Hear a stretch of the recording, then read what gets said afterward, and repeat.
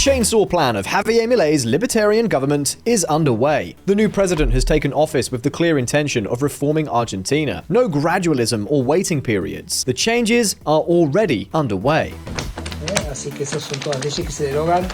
Y después acá tenemos el pilón de las leyes que se modifican. In the closing days of 2023, on the 20th of December, the government of President Javier Milei published Decree 70/2023, a decree that emerged as a matter of urgency and with which, overnight, more than 300 economic and administrative regulations were repealed and modified, all at once. We are talking about one of the most exciting political adventures in Argentine history. En el día de hoy he firmado un decreto de necesidad y urgencia para comenzar a destrabar este andamiaje jurídico institucional opresor que ha destruido nuestro país. And so, on Christmas Eve, Milei's gift to the Argentines was to set in motion the demolition of a large part of the socio-economic system of the land of the gaucho. Because to the urgent decree, we have to add the so-called omnibus law. We are talking about a document that the Argentine government sent to Congress, with more than 180 pages and 664 articles. A document that was created with the idea that the legislature recognizes the government's ability to directly enact a lot of changes given the public emergency situation that the country is going through. A pretension that, of course, has raised a lot of criticism among the opposition. If we take into account both the initial decree and the omnibus law, we are talking about a massive process of economic liberalization that was introduced when the Argentine president had not even been in power for a month. Let's just say, rather than the chainsaw plan, it could almost be better known as a turbo saw plan. Even so, this has caused us at VisualPolitik to ask ourselves a few questions. How broad is this transformation plan really? What exactly could it mean for Argentina? What position are the unions and the opposition taking? We will see all this and more in this video. So you know how it goes. Fire up your engines. Let's get started.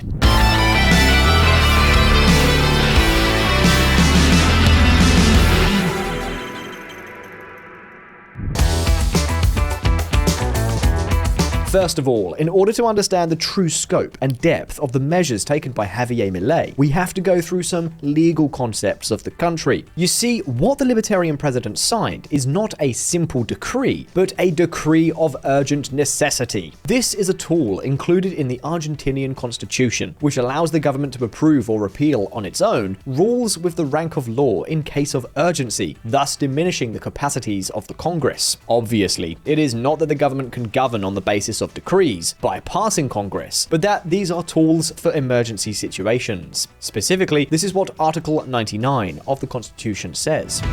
Only when exceptional circumstances make it impossible to follow the ordinary procedures provided by this Constitution for the enactment of laws, and they are not rules that regulate criminal, tax, electoral, or political party regime matters, the President may issue decrees for reasons of necessity and urgency. Article 99, Constitution of the Argentine Republic, 1994. Powers of the President of the Nation. However, as we say around here, the devil is in the details. The Constitution does not clarify what exactly constitutes an exceptional circumstance. And of course, you know that politicians, however new and different they may be, always know how to twist common sense in their favor. In this case, the logic behind Milei's announcement and his decree is that Argentina is facing an absolutely exceptional economic crisis that justifies taking drastic and accelerated measures. That is why the government was forced to use the emergency decree. Check it out. It is essential to adopt measures to overcome the emergency situation created by the exceptional economic and social conditions that the nation is suffering, especially as a consequence of a set of interventionist decisions. Decree 70/2023, basis for the reconstruction of the Argentine economy. In any case, it is not that Congress has no role to play here, not at all. The truth is that the legislative branch retains the power to veto any emergency decree. By the way, all of this is nothing new for the Argentine political system. In fact, the government of Carlos Saúl Menem in the 1990s made more than intensive use of this tool in order to advance his ambitious economic program. A program also fundamentally oriented to the deregulation of the economy. You know that we are talking about Argentina, where the liberalization of the economy tends to have few supporters in Congress. A partir de hoy, Rompemos la telaraña de un Estado prebendario, asfixiante y arbitrario, que trabó la vida productiva nacional con un conjunto de innecesarias regulaciones. Voy a pasar a enumerar de un modo claro y conciso cada una de las principales disposiciones que el Poder Ejecutivo Nacional ha instrumentado mediante un decreto de necesidad y urgencia imprescindible para asegurar el marco de estabilidad y bien común. The point is that the logic of governing by decree always has certain super-presidentialist overtones and usually generates doubts as to whether governments do not really go too far with them. Although, as we have seen, both the Congress and ultimately the Supreme Court can limit their scope and even their very validity. Be that as it may, the point is that Milei's appeal has raised a great deal of criticism, questioning the legitimacy of this move. If you feel inclined, you can tell us what you think about Milei starting the wave of changes he has prepared for the country in the comments. I don't know, I think it could be a very interesting debate. Having said that, it is now time to take a look at the changes. Listen up. Greetings to the state that's leaving. If you like, let's start with the most basic, the so-feared privatizations. That is, selling state-owned companies, which, to tell the truth, typically have more holes than a Gruyere cheese. Well, in Argentina, this is a titanic effort, among other reasons, because the state-owned companies are not really typical commercial companies, but have a special status. They are state companies, a special category that establishes that the only possible owner is precisely the state itself, and that means that, in practice, their workers are basically public workers, practically civil servants. Therefore, the first step to privatize these companies is to convert them into joint stock companies, with all that this entails. This was precisely one of the key points of Milei's emergency decree. 8. Derogación de la normativa que impide la privatización de las empresas públicas. 9. Derogación del régimen de sociedades del Estado. 10. Transformación de todas las empresas del Estado en sociedades anónimas para su posterior privatización. Of course, once this change has been made, now comes the most difficult part. Finding a buyer who is willing to take over companies that, in general, are loss-making, not very productive, have disgruntled workers, and with the risk that, in the future, a government of a different flavor may change the rules of the game again.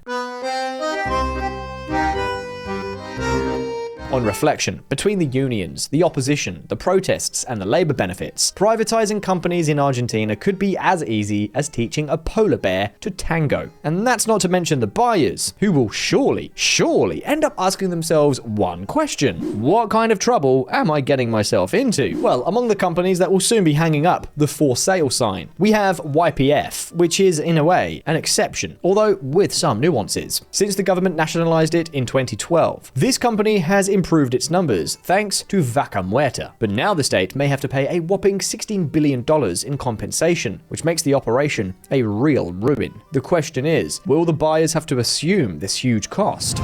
Keys to understanding the ruling against Argentina for the expropriation of YPF. A U.S. judge agreed with the plaintiff and pointed out that they were harmed by the nationalization of 2012, as they did not make an offer for the shares they owned in the company. The magistrate accepted the interest calculation claimed, so that specialists estimate that the country will have to pay close to U.S. $16 billion in compensation. Then another company that looks set to be privatized soon is Aerolíneas Argentinas, which has one of the most radicalized unions in the country. If you want to take over Aerolíneas Argentinas, you will have to kill us. Threat to Milei and subsequent reversal of the main aeronautical unionist. But be careful, because the state is not only thinking of getting rid of state-owned companies, but will also put an end to the special benefits that some productive sectors have. We're talking, for example, about tax credits at advantageous rates, subsidies or restrictions on entry to the sector, among others. Well, that's over. The idea is that from now on, all companies will compete under the same rules. No privileges or advantages. 6. Derogación de la Ley de Promoción Industrial. 7. Derogación de la Ley de Promoción Comercial. 15. Derogación de las obligaciones de los ingenios azucareros tienen en materia de producción azucarera. 16. Liberación del régimen jurídico aplicable al sector vitivinícola. However, all the business groups supported the change, especially seduced by one promise made by Milei to carry out a major labor reform. And that action has already begun. Stay tuned. In the lion's den? Here at VisualPolitik, we have already told you several times about the immense power of the Argentinian unions. For years, if the unions wanted something in Argentina, the whole country ground to a halt. Of course, in recent years, this unquestionable, almost extortive power has begun to be harshly criticized, and for two reasons in particular. Because the unions have basically become a political arm of Peronism, and due to their often extravagant lifestyle. And that goes a long way to explaining why their popularity has plummeted to become by far the worst-rated institution of all. Take a look. Neither the IMF, nor the banks, nor the media arouse so much bad feeling. We are talking about the fact that 7 out of 10 Argentines have a bad or very bad image of trade unions. Something that obviously makes things much easier for Milei. The more unpopular the unions are, the better it is for him to be able to carry out his ambitious labor reform. For the time being, using the emergency decree, probationary periods for new employees have been extended. New voluntary severance pay mechanisms have been introduced, amongst similar measures. However, the real blow comes with the suspension of the so-called union blockades. You see, in Argentina, when a union wanted to pressure a company to take on new labor benefits or a wage increase, a measure typically used was to block the entrances and exits of the work centers, thus paralyzing the productive activity, whether the employees of the company wanted it or not. That was what explained news like this. Moyanos Camioneros Union blocks Mercado Libre warehouses and product deliveries are in danger. Sancor warned about a union blockade that puts 3 million liters of milk at risk. Santa Cruz, due to a union blockade, fishing companies are stopped and mining companies threaten to go to Chile to operate. Well, all this news is history. The emergency decree approved by Milei has established that these types of actions are illegal and punishable. From now on in Argentina, any action that affects the freedom to work of employees who do not want to join a strike, along with any action that prevents or obstructs access to companies, or, of course, causes any damage, will be a serious offense. As you can imagine, this has caused the big unions to cry foul. According to them, the right to strike is being criminalized, which has led them to call a general strike on the 24th of January. Although, what can I say? The only thing that has been done is not to criminalize the fact that a worker decides to work if he or she does not agree with a strike, which, by the way, seems to be an essential right, don't you think? For now, however, Argentina's National Chamber of Labor Appeals has suspended the section of the decree that addresses the labor reforms, leaving the final definition in the hands of the Supreme Court. Then, another actor that is also playing a key role in the midst of all the tension that is being unleashed are the so-called social movements. And what are social movements? Well, they are basically organizations that aim to bring together the beneficiaries of social plans, such as unemployment benefits or the universal child allowance. These organizations demand pay increases and more social plans every 2 years. How do they do it? Well, with protests and roadblocks on the main roads of the country, with special emphasis on the accesses to the capital, Buenos Aires. Well, now the government has communicated that participation in these kinds of illegal activities will be sanctioned with the loss of the social plan or the subsidy of all those who obstruct public roads. Informamos que todos aquellos que hayan promovido, instigado, organizado o participado de los cortes perderán todo tipo de diálogo con el Ministerio de Capital Humano. Los únicos que no van a cobrar el plan son los que vayan a la marcha y corten la calle. Ya lo dijo el presidente, el que corta no cobra. VisualPolitik community, for months, it was questioned whether Javier Milei could maintain governability in a country accustomed to massive protests. Well, for now, the president has shown his cards. No more agitating on the streets and forcibly paralyzing the country. And all this has happened in little more than a month in government. And with the Christmas and New Year's holidays in the middle, I have told you before that the new government has arrived eager to get the ball rolling. The fact is that the opposition is now entrenched in Congress, a place where libertarians have begun to fight the mother of all battles. The Argentine government needs, firstly, that government does not annul the emergency decree, and secondly, that it does approve the omnibus law. The question is, will this be possible? Well, listen up. The mother of all battles. The package of measures announced by Milei in the emergency decree is so broad that here we have only looked at some very specific points. You could almost say that the decree ruined the Christmas holidays, not only for the opposition, but also for all the jurists in the country, lawyers, judges, and all kinds of legal experts. It seems to be that Milei became the real Grinch of Peronism. In this sense, much of the validity of the emergency decree will be in the hands of the Supreme Court, which in the coming weeks will most likely rule on many of its points. The judicial battle for the enforcement of Javier Milei's DNU has begun. The first injunction has been filed. They request its nullity for constituting a deviation of power and an abuse of public law, for violating the Republican principle, the division of powers, democracy, the principle of reservation of law, and the collective rights of the Argentine citizens to participate in the management of public affairs directly or through their representatives.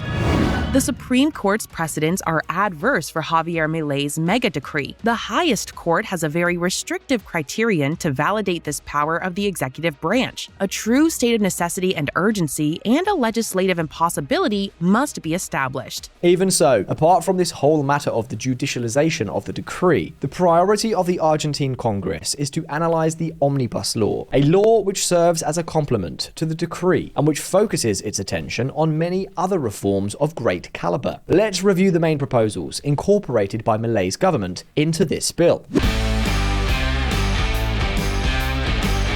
For example, we talked about an electoral reform which proposed to eliminate the PASO, that is, the simultaneous and mandatory open primaries. This will leave it in the hands of each party to decide the formula to choose their candidates. On top of that, it is proposed to establish a single-member constituency system for the election of national deputies throughout the country, where the less populated provinces would have fewer representatives. On the other hand, the law includes a tax amnesty for all those who sought to hide their income during the government of Alberto Fernandez. This measure would allow regularizing up to $100,000 in cash, real estate, or cryptocurrencies without having to pay tax. The Public Works Scheme has also been reformed so that infrastructure plans financed by private funds, opening the possibility of renegotiating or terminating contracts under execution. The so-called pension mobility is eliminated so that the executive will establish a new modality for the calculation of periodic and automatic readjustments. It looks to the effective privatization of 41 public companies, among them the Public Postal Service, YPF, Banco Nación, and the state-owned telecommunications company. A carbon market will also be created, and emission controls